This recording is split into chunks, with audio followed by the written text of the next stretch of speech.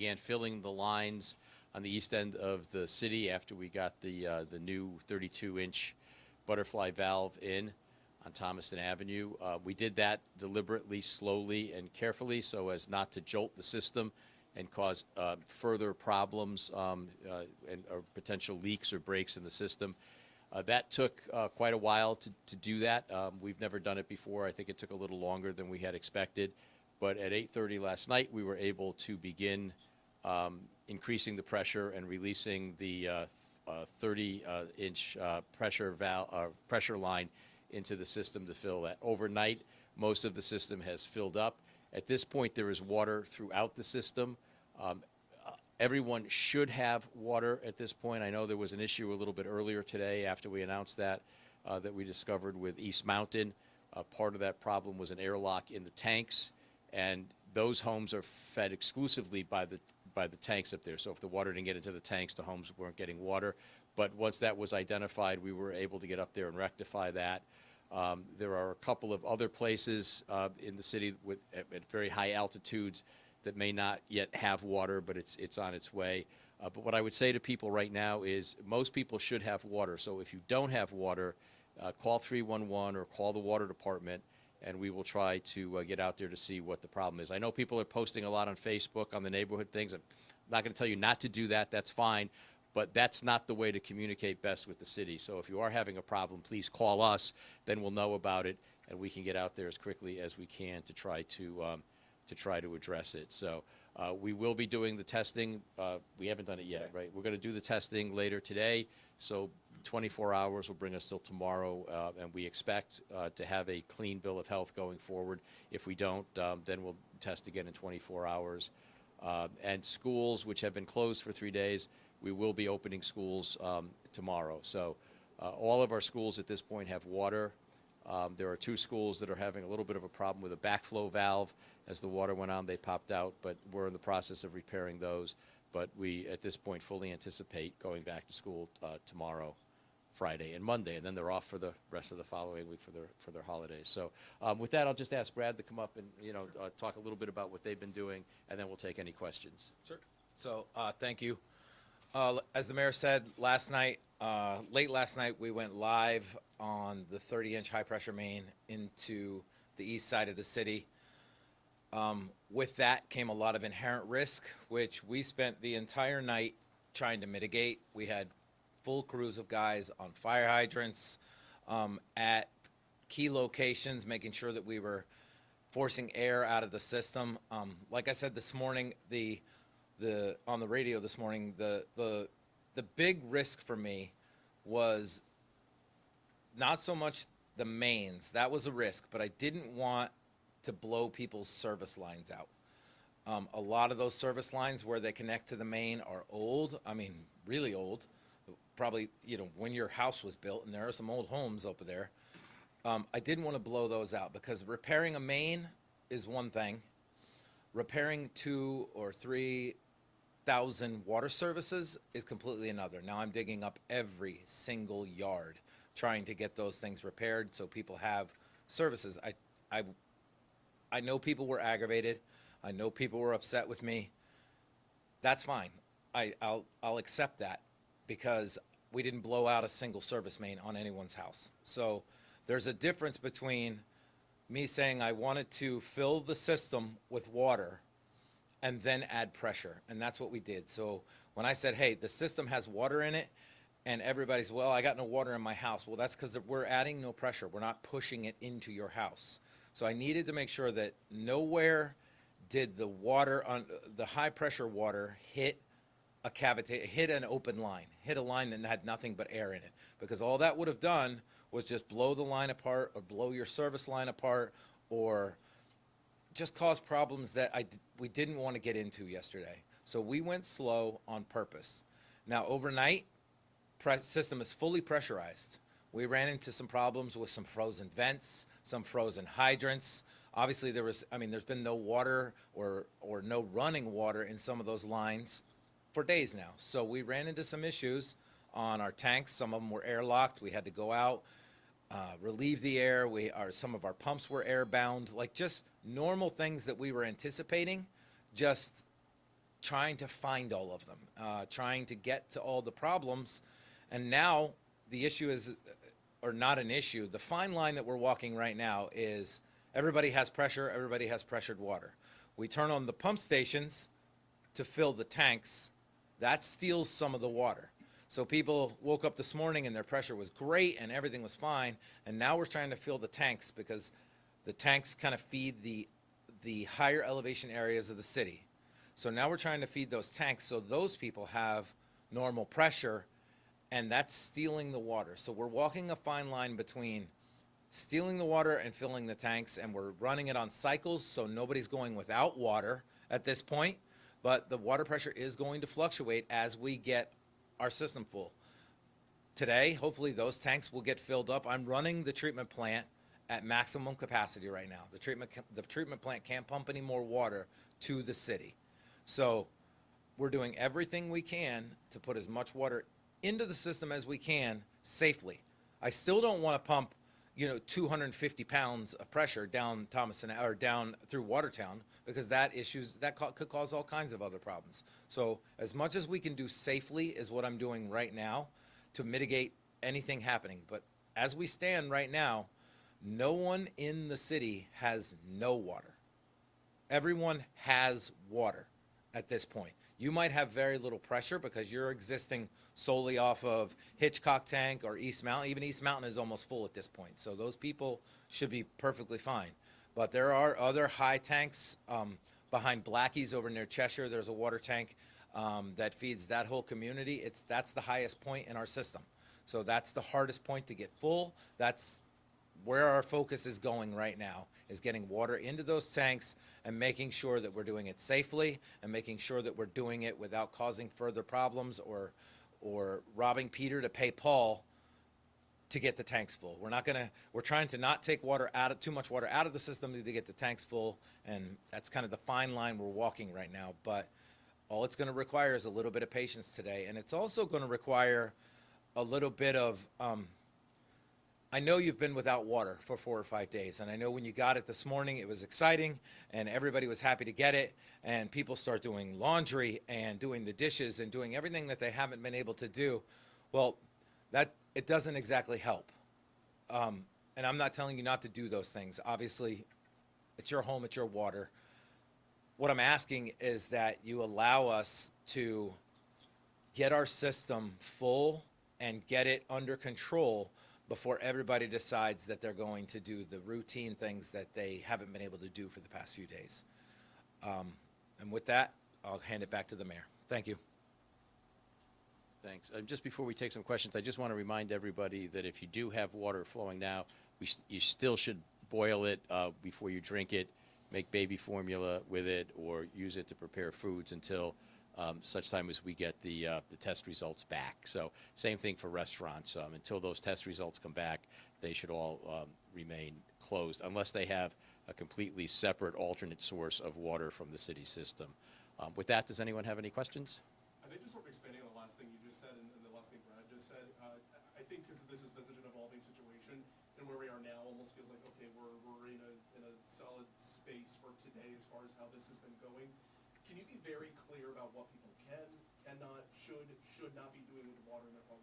As you just laid out, there's so many different ways we use water: washing clothes and dishes, brushing our teeth, drinking it, cooking with it.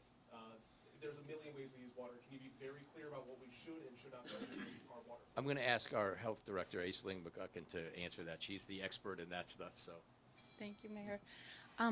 We actually published a FAQ document on our website and on the social media, the Waterbury Health Department, Facebook and Instagram, because these are the kind of questions that we're getting from the 311 line, which we're manning. Some of the things I mentioned on WATR we were on a little while ago. If you're making baby formula, you should use bottled water. You shouldn't do boiled water. It's not appropriate for babies to be drinking this water, be exposed even if it's boiled. If you are making coffee, you need to boil your water. You can't put it into the coffee maker and expect it to come out hot, and that's not boiled, it's hot. So all of those kinds of things we've summarized. There's a document we didn't author. It's from the Department of Public Health at the state, so it's verified information that outlines very frequently asked questions about how to use water. Anyone who has an open wound that's healing, they should not shower yet. They should use baby wipes to get clean until we get the test results back. Anyone who is immune compromised, including older adults who are not as able to fend off an infection, they should also refrain from showering in the water until we get the test results back. This is out of an abundance of caution. Adults who don't have any of those kinds of conditions and that aren't, who are not as susceptible to infection, they can confidently shower with this water. They can confidently wash clothes, wash dishes. If you're hand washing dishes, please let them drip dry. Don't use a towel to dry them, because then that towel has, if there were bacteria in the water, the bacteria in them, and you're going to continue to just spread infection. E. coli is the predominant infection we're most concerned about with a change in the water quality. So we're being as cautious as possible in giving this guidance, because it is time for people to start getting together. When people start to get together, people start to get sick and spread illness. So we're just trying to prepare people for the holiday season. We're in the middle of Hanukkah, so that they can get together and celebrate safely. Thank you, Director McGregor. Gauken, while actually we still have you, there's been a lot of talk about restaurants this week. Can you share with us, yesterday you had mentioned you were doing some site visits with restaurants, really more educational purposes. Where does that stand now? Are you continuing to do it today? What is your relationship right now with Waterbury's restaurants? Right now, we're completing documentation on those restaurants that have been not receptive to our guidance to close, and we will be issuing violations to those. Could you be a little bit more specific about what the line is for citing restaurants? Because yesterday you had really talked about how this was very educational. Are there restaurants that are refusing to close? There are certainly, and our staff have tried to impress upon them that the liability, if anyone becomes ill, is on them, not on the city, because we have been very clear. We've gone through the steps of collaboratively trying to do education. Others, multiple shifts of staff are working, and so making sure that we're going back and revisiting those that are remaining open, so that it's not, the message is not that the message isn't getting passed along, but at this point, the message has been clear, and I think it behooves us to follow the law and really enforce it. Are you citing restaurants that were previously not in compliance, but are since you have spoken with them? We are not, because they responded to the guidance that we gave them. Any idea, give us the number of restaurants or even just a scale, or is that something you need to look up later? It is something I'd have to look up. Thank you. Yes, it is something I'd have to look up. All of our documentation is done through an electronic system, so we've been tracking all of the work that the inspectors have been doing. All their visits since the boil water alert was issued on Saturday, early morning, we've been tracking all of that information so that we can get to this point and say, education was received and, they closed, or, the alternate. How many samples are you planning to send out for testing today? I believe we're sending out 27, representative of every part of the city, low service and high service, and from I think in there we have City Hall, and I think we have 7 schools as part of the collection plan. So we're trying to cover a good representative sample of the city. And every one of those needs to come back clean before the boil? Everyone. Yep. 100% of them have to be clean. Could we ask Superintendent Schwartz a few questions? You may not answer, but you can ask. I'll try. Good morning, Superintendent. Hi, how are you? Good morning. Let's just, if you could just sort of cast a wide net here, let's just start here. Sure. What are you doing right now to get schools ready after 3 days off? And, Sure. And obviously, a boil water notice in effect as of right now. Yeah, so we have hundreds and hundreds of cases that are ordered and ready to go to the schools for tomorrow. Obviously, all of the bubblers and drinking fountains will be covered for tomorrow. They'll be flushed, but they'll be covered. We don't want any students inadvertently taking a sip of water that they would naturally do during a school day. So we do have water at all the schools. They'll be delivered for them to be able to have that. We're also going to encourage all parents and staff to, if they can, if they do have an extra water bottle, to send it in to help if they are able. But if not, we will have that extra water available.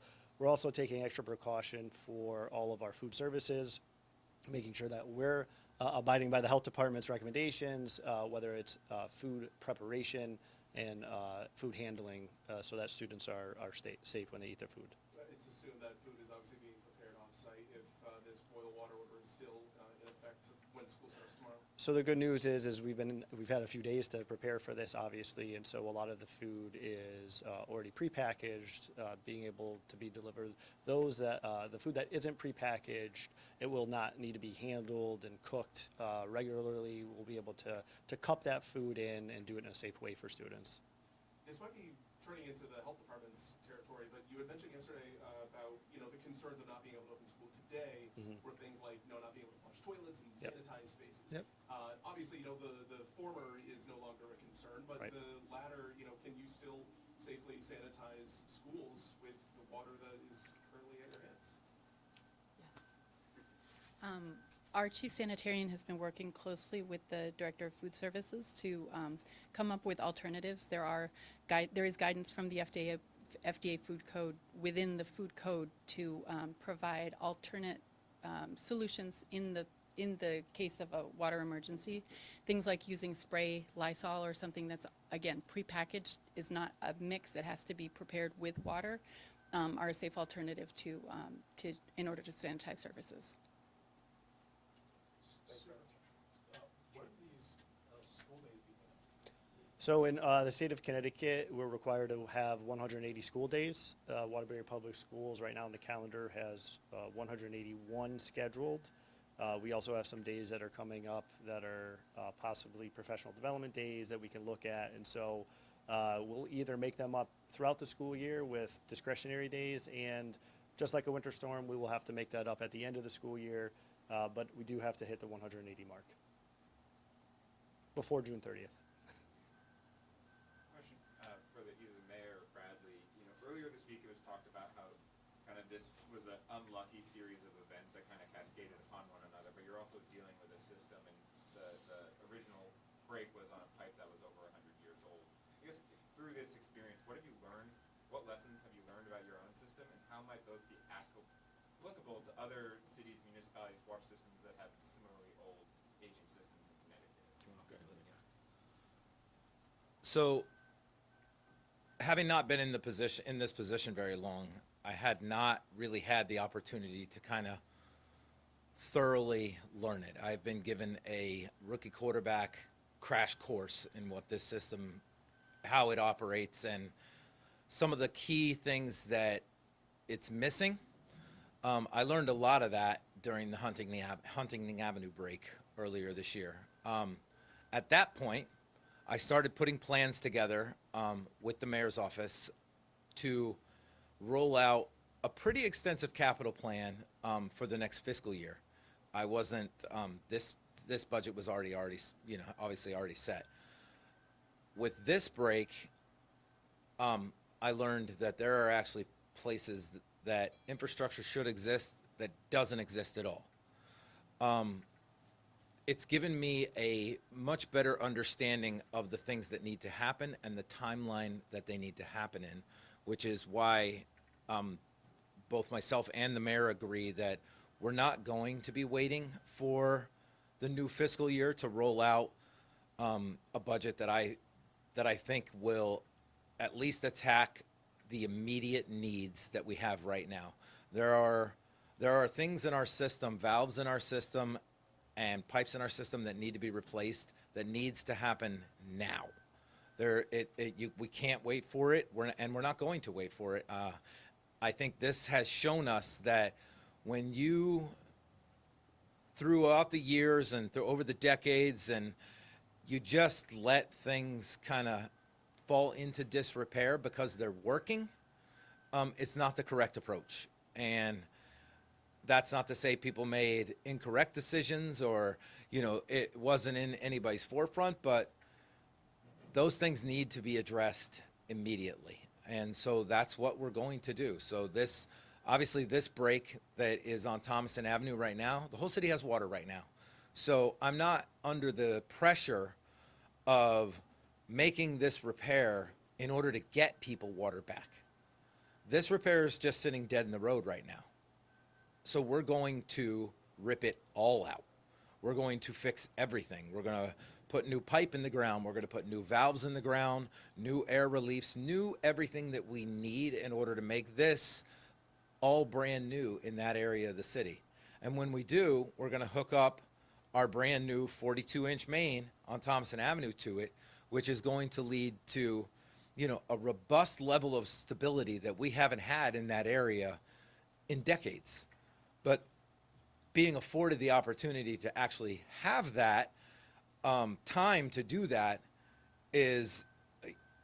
that's what you need. You can't just continue to go in and, make temporary repairs or not the repairs you wanted, to make because you didn't have the time because you got to get people the water back. Well, now everybody has water, so we're going to make the repairs that we need. And there are a few other key appurtenances, key valves that throughout this process I've learned. And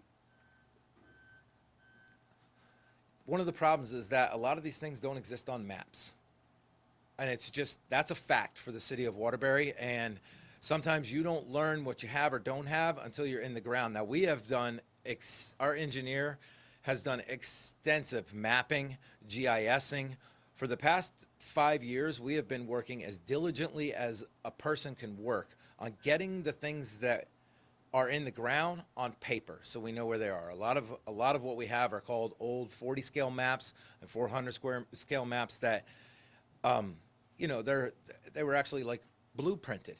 It's not digital. They're downstairs in a room, and you have to go downstairs and flip through them and find what you're looking for and hope it's not faded away to the point that you can't see it or somebody didn't spill their coffee on it or whatever it is. All those things have to go through a process of being digitized, and that it takes time, and it's not something that we're going to accomplish overnight, but we are working on it. And so we know there are a few things that need to be replaced, and I'm going to attempt to replace those things under the guise of an emergency.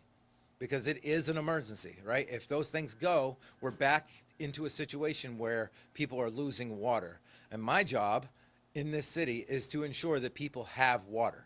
And so when that doesn't happen, I take it personally. I haven't been home since Friday. I've been sleeping in this office trying to make sure that everything is going the way that it needs to go because the level of empathy that I feel for people without the water, it hits me personally. It's not just, it's what I do here. And so I'm going to declare the emergency, and I'm going to keep it there until all the appurtenances are in place, or at least some of the appurtenances are in place that allow me to isolate one part of the system from the other part and backfeed into each other. So no matter what happens, one street might lose water, these houses might lose water over here, but tens and tens of thousands of people don't lose water. And that's my goal in the next few months, is to have those things in the ground and operational. And will that be above and beyond the 30 million that you already put? Yes, that money's spent and gone. That's the slip lining, the pump station, the tanks, and the treatment plant. That money's gone, and those projects are wrapping up, almost done. Now it's time to focus on the things in the ground that we know are in disrepair, that we know need to happen. That's going to happen. I know there's a main downtown on at Washington Street going over the bridge that has to be replaced. That will help a lot of our problems. All those things are going to happen. Those other things will be part of my capital budget rollout for the next fiscal year. But as of right now, there are things that are going to happen in the next couple months that I'm going to do to ensure that we don't end up in this situation again. I know it's the early stages of that planning, especially as it relates to the project on Thompson Avenue, but is there any ideas in terms of what, now that it's open, what in terms of what make that cost, any timeline on that? So, obviously the timeline is a big deal, right? When you order a $200,000 36-inch valve, they're not just sitting on someone's shelf. All right, a lot of times you got to find where it's at, or they got to put it together and send it to you. So the timeline's a big deal. So, Scott Dayton, our contractor, our valve contractor, has already taken the liberty of he's got that ball rolling. We've procured all the pipe that we need. That stuff started coming up from Alabama last week.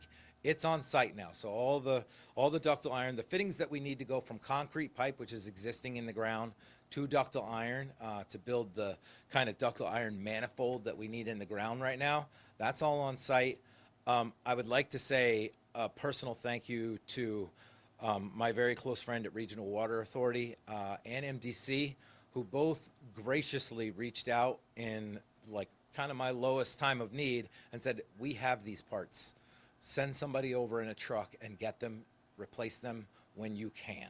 You know, so a lot of parts came from Regional Water Authority, MDC, some other smaller municipalities reached out, but we had already kind of procured everything that we needed. So we have most of everything we need on site. A lot is showing up in the next couple days. The hole itself now is almost ready to be excavated, and once it's excavated and we get the full extent of what's in the ground, I'll have a better idea of what exactly needs to happen, how far back we need to go, rip this concrete pipe out, you know, what kind of, we're gonna have to put all new bedding down. It was all washed out. And, you know, part of the problem too is what a lot of people don't understand is that Thomason Avenue is a state road. And on a state road exists, under the pavement, exists 12 to 14 inches of concrete all the way across the road. So when the 12-inch let go and it washed everything out into the park, and there was nothing holding up the pipe, and the pipe collapsed, and the joint broke, and it has a giant hole in the joint. Well, as soon as all that happened, the concrete also came down and busted everything. So it was kind of a culmination of, like I said, all things bad. The pipe broke itself, and then this, you know, thousands and thousands and thousands of pounds of concrete came down on top of it. And so it's there's a lot of work to be done, and I don't know the extent of all of it, but I'm not under the pressure of getting people water back in order to repair it. People have the water back, and now we're going to take our time and make sure that we do it right and make sure that we do it thorough, and that everything that we need for future diversions or close this valve, open this line, do this, do whatever we need, all those things are going to take place in this repair.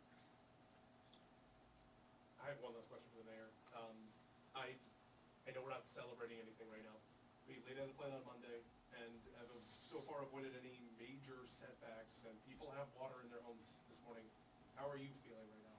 Well, I'm very happy that they have water this morning. I wish they had it yesterday. We had hoped to get it earlier.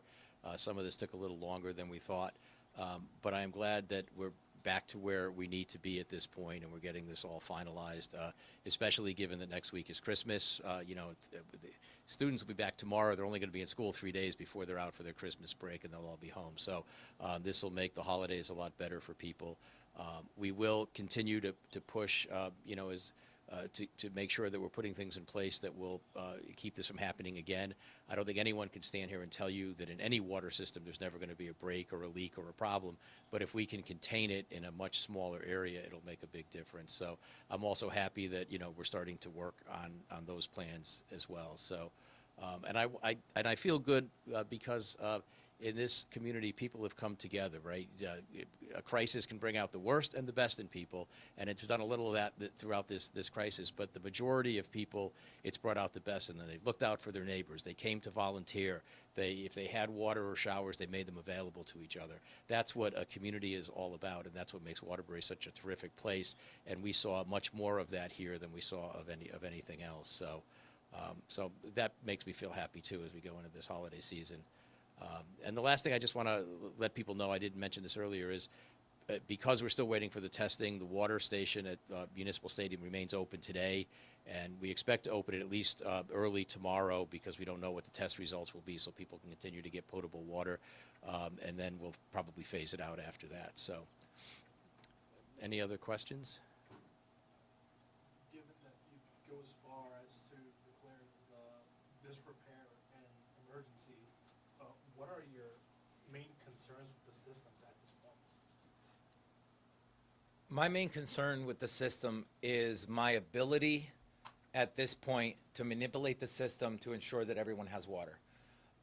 Right now, we're not able to do that in key locations in the city, and we know it. the plan was to attack that under the new capital budget coming out in June and July, right? I'm not going to wait for that. I'm going to ensure that should something happen, we have mitigated that risk by taking care of that problem now. We know the valves in the ground that do not hold. I mean, part of the reason that we had to put the line stop back in Huntington Avenue to hold back Bunker Hill in the West End was because we knew the valve further down the road doesn't work. I'm going to rip the valve out of the ground. I'm going to put line stops and a bypass in, and I'm going to rip it out of the ground, and I'm going to put a new one in. That's the kind of thing where I know it doesn't work, so I in good faith, I can't just leave it there, because when the next thing happens, now we've gone through 2 breaks and I knew that valve didn't work. So that valve's coming out of the ground and a new one is going in, where we have the ability to isolate the West End with a valve, not calling in a contractor to put a line stop in for a temporary fix or a temporary holdback of water. That's not what I want to do.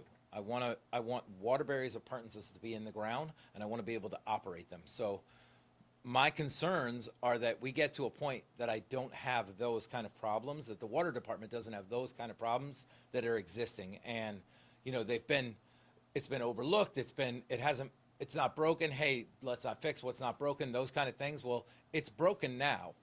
And, you know, there's only one person standing, one group of people standing here who felt the effects of that.